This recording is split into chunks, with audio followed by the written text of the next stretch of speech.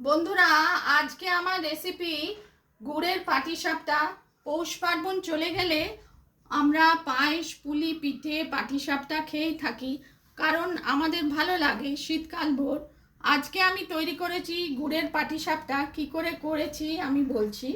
Half cup সুজি, half cup চালের গুঁড়ো, হাফ কাপ ময়দা একসঙ্গে নিয়ে একটা বাটিতে রাখলাম।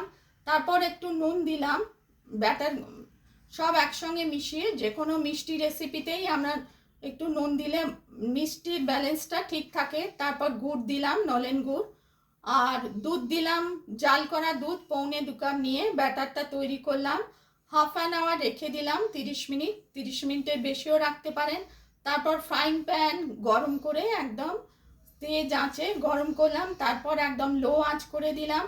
তারপর একটুখানি অয়েল গ্রিস করে ব্যাটারটা আমি রুটির মতো ব্যাটারটা এক হাতা করে দিয়ে ফ্রাইং প্যানে তার মাঝখানে পুর তৈরি করেছিলাম, নারকেল আর গুড়ের পুর একদম কিনারায় রেখে তৈরি করলাম আস্তে আস্তে পাটিসাপটা। রেসিপি পছন্দ হলে লাইক করবেন, চ্যানেলটিকে সাবস্ক্রাইব করার অনুরোধ রইল। দেখুন, গুড় আর নারকেলের পুর ভরা পাটিসাপটা।